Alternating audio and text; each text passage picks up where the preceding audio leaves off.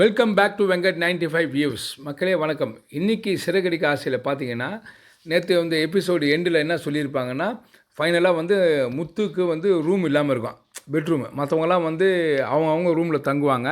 அந்த பாட்டியம்மா ஒரு டிசைட் பண்ணுவாங்க, என்னடா இந்த மாதிரி இருக்குதே அப்படின்னும் போது எல்லோரையும் கூப்பிட்டு உட்கார வச்சு, அப்பா இங்கே வாங்கன்ட்டு காலையிலே கூப்பிடுவாங்க. எல்லாம் கூப்பிட்டு எல்லாம் வருவாங்க, அசம்பிள் ஆவாங்க. அப்போ என்ன சொல்லுவாங்க, இல்லைம்மா இந்த மாதிரி முத்துக்கு வண்டி ரூம் இல்லாமல் இருக்குது. ஏன்னா முத்து ரூமு தான் வந்து அந்த அண்ணாமலையும் விஜயாவும் எடுத்துருக்குறாங்க. அவங்கள வந்து நியூ கப்பல் தானே, எல்லாமே ஒன்றா தானே படுத்துருக்கணும், போனோம் வரணும், இவன் வண்டி என் ஹாலில் படுக்கணும்னு பாட்டியுடைய இன்டென்ஷன்ஸு அது சொல்லுவாங்க. அப்போ என்ன பண்ணுவார், அண்ணாமலை கூப்பிட்டு, சரி பரவாயில்ல எல்லாம் வாங்க கூப்பிட்டு உட்கார வச்சு, நான் மேலே ஒரு ரூம் போடலான் இருக்கேன், அந்த ரூமை போட்டு உணவத்துக்கு பெட்ரூமாக கொடுத்துருவேன் அப்படின்னு சொல்லுவாங்க. இப்படி இருக்கிற பட்சத்தில் அண்ணாமலை என்னுடைய பென்ஷன் லோனில் போட்டு நான் கட்டிடுறேன் அப்படின்வாரு. உடனே சுருதி நான் சொல்லப்போ, ஆமாம் அங்கிள், ஏன்னா இந்த சின்ன ஒரு ரூம் போகிறத விட ஒரு ஹாலு, பெட்ரூமு, அட்டாச் பாத்ரூம் அப்படியே பெரிய ரூமாகவே கட்டிடலாம்.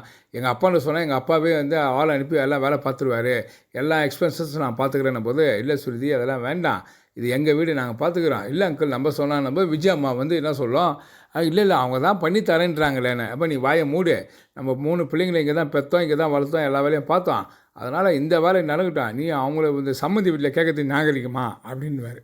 இல்லைங்க, எதுக்கு சொல்லணும்னா அவங்க தான் பண்ணி தரேன்னு சொன்னாங்களே, விஜயா அம்மா பற்றி தெரியும்ல அப்படின்னும் போது நீ வாயை மூடு அப்படின்ட்டுவார். சரி அப்படியே அந்த அம்மா அமைதியாக இருக்கும்.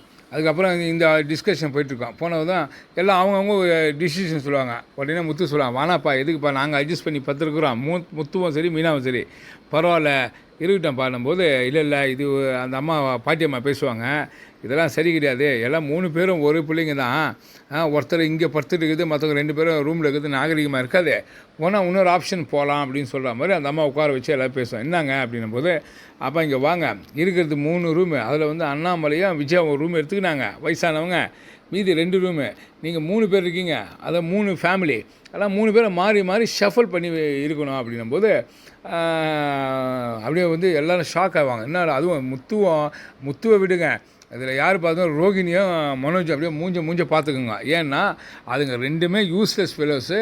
எப்படி வந்து வீட்டு சொத்தை ஏமாற்றணும், எப்படி ஆக்குபேட் பண்ணணும், அதனுடைய மைண்டு தான் அதுக்கு. ஏன்னா வந்து ரோகிணி வந்து 1ஆம் நம்பர் ரோகிணி ஆல்ரெடி சொல்லிட்டேன்.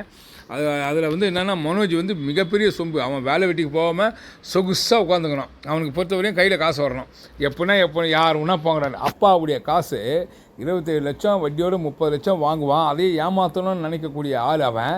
அது கூட வந்து ரோகிணியை வந்து 2 பேரும் கம்பைண்டாக வந்து மிகப்பெரிய ஃபோர்ஜரி 2 உட்காந்துட்ருக்கோம், 420ங்க.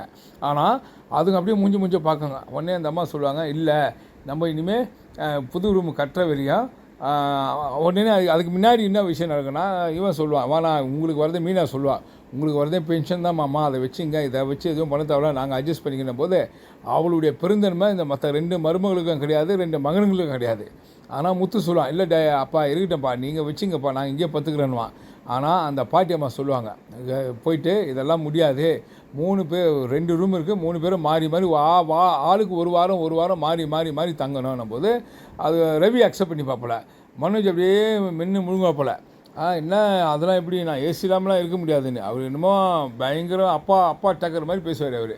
அதெல்லாம் முடியாது, இப்படி தான்டா அப்படின்னு சொன்னதும் இந்த வாரத்துலேருந்து முத்துவும் மீனாவும் 3 ரூமில் படுப்பாங்க, நீங்கள் வெளியே வந்துடணும், நீங்கள் ஒரு வாரம் ஹாலில் படுக்கணும், அடுத்த வாரம் ரவியை வந்து இவங்கள வந்துடுவாங்க, யார் ஸ்ருதியோ, நீ அங்கே போய் படுக்கணும். ஸோ இப்படி தான் வந்து மாறி இருக்கணும் அப்படின்னும் போது இவன் ஒத்துக்கவே மாட்டான் மனோஜ். இல்லை எனக்கு ஏசி இல்லாமல் செட் ஆகாது, நான் பெட்டு படுக்காமல் இருக்க முடியாது அப்படின்னு. ரோகிணி அப்படியே பிடிச்சி கில்லுவா, நீ அமைதியாக இருங்க அப்படின்னு.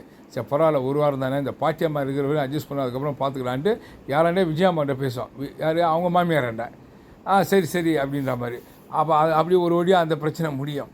ஸோ இப்படி இருக்கும் பட்சத்தில் அடுத்தது என்னென்னா நைட்டு காமிப்பாங்க. அதுக்கு முன்னாடி இந்த பாட்டியம்மா யாரும் கிச்சனு போவாங்க, ஏன் மீனா இப்படி இருக்கிற, நீ உள்ள இன்னசென்ட்டாக எல்லாத்துக்கும் ஒத்துக்கலாம், ஆனால் ஒரு சில விஷயங்கள்லாம் வந்து கண்டிப்பாக இருக்கணும் மீனா, எதுவாக எழுத்து கேட்கணும், நீ இப்படி வந்து இதுவாக இருந்தீங்கன்னா அது நல்லா இல்லை, அவங்க ரூமில் இருப்பாங்க, நீ வந்து ஹாலில் படுத்துட்டுப்பியா, அப்புறம் எப்படி குழந்தை குட்டி இனவிருத்தி எப்படி ஆகும், எல்லாமே இல்லை பாட்டி, அதெல்லாம் ஒன்று, அவன் முத்து மேலே பற்றுப்பா, நீ கீழே பற்றுப்பியா, பைத்தியக்காரி அப்படின்னு சொல்லி அந்த அம்மா வந்து நல்லா அட்வைஸ் பண்ணோம்.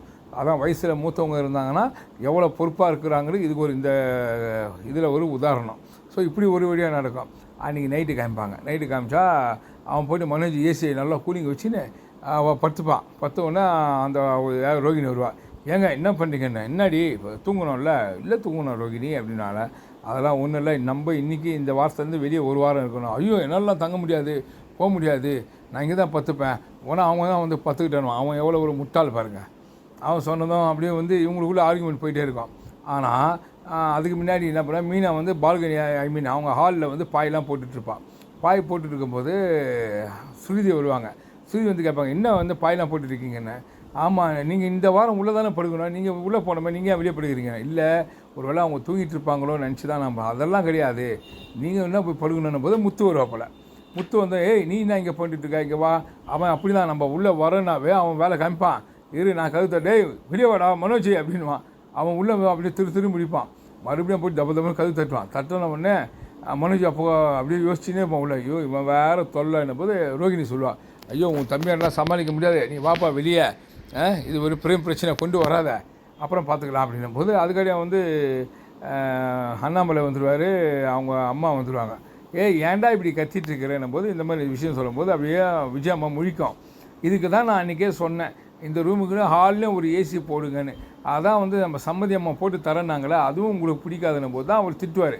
எல்லாமே நீ இப்படி எதிர்பார்க்காத விஜயா, அதனால் கொஞ்சம் நீ வாயை மூடி நீர், நமக்கு தெரியும் எப்படி பண்ணணுன்னும் போது அந்த அம்மா வாயை மூடிக்கும்.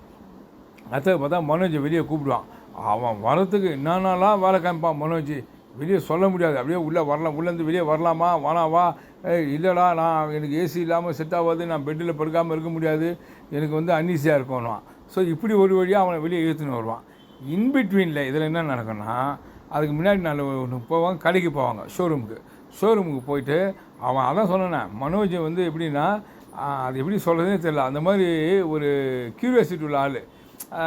அவன் வந்து அப்படியே உள்ளே போயிட்டு அப்படியே கடையை ரவுண்ட் வச்சுட்டு இருப்பான்.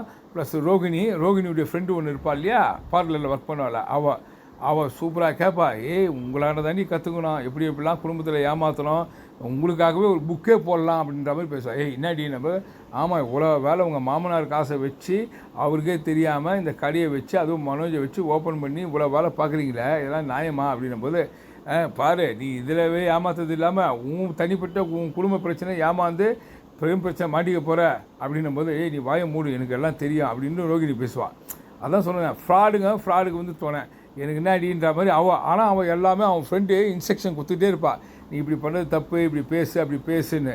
ஆனால் அதை வந்து ரோகிணி வந்து எப்படி சொல்லுது, தலை மேலே இருக்கிற மாதிரி சட்டை பண்ணாமல் போயிடுவாள். அப்புறம் பார்த்திங்கன்னா அந்த நம்ம மனோஜுடைய ஃப்ரெண்டு, பார்க்கு ஃப்ரெண்டு அவன் மொட்டை வருவான், ஃபைனான்ஸ் கொடுத்தானே ஏற்கனவே மனோஜுக்கு கொடுக்காமல் தலைமுறைவானவன், அவன் வருவான், வந்து உட்காந்து பேசுவான். மனோஜ் நீ 1000 தான் சொல்லு, நீ வந்து சொன்னதை செஞ்சுட்ட மனோஜ், எப்படி வேலை வெட்டிக்கே போகாமல் உட்காந்து எப்படி சம்பாதிக்கிறத நீ பிளான் பண்ணிட்ட அப்படின்னும் போது நேரம் ஓடுவான். யார், மனோஜ். அந்த கல்லா பெட்டி எங்கே இருக்குது, அந்த கேஷ் இதில் போய் உட்காந்துப்பான், உள்ளே உட்காந்து சேர் ஆட்டின்னு இருப்பான். அப்போ தான் இந்த சொல்கிறதில் சொல்லுவான், இன்னும் உனக்கு கன்ஃபார்ம் ஆகலடா, அடுத்த வாரம் தான் நீ பணம் கட்டி வேலை ஆகணும், இது ஓனர் சீட்டு, நீ எந்திரி அப்படின்னும் போது அதெல்லாம் அவனுக்கு வந்து பெரிய விஷயமாகவே அசிங்கமாகவே ஃபீல் பண்ண மாட்டான். ரைட் அப்படியே உட்காந்துருப்பான். ஸோ இப்படி ஒரு வழியாக இந்த ட்ராக்க முடியும். ஆனால் எல்லா விஷயமும் ஓரளவுக்கு வந்து இவனுக்கு வந்து கேதர் பண்ணிப்பான், யார், முத்து இருந்தாலும். ஆனால் இந்த பணம் எப்படி வந்ததுன்னு தான் அவனுக்கு தெரியல. ஆனால் அந்த பணம் வந்ததுக்கு காரணமே முத்து தான்ன்றது அடுத்த எபிசோடில் நமக்கு தெரிய வரும். ஆக மொத்த மக்களே, இந்த வீடியோ பிடிச்சிருந்தால் லைக் பண்ணுங்கள், கமெண்ட் பண்ணுங்கள், ஷேர் பண்ணுங்கள், சப்ஸ்கிரைப் பண்ணுங்கள். தேங்க்யூ.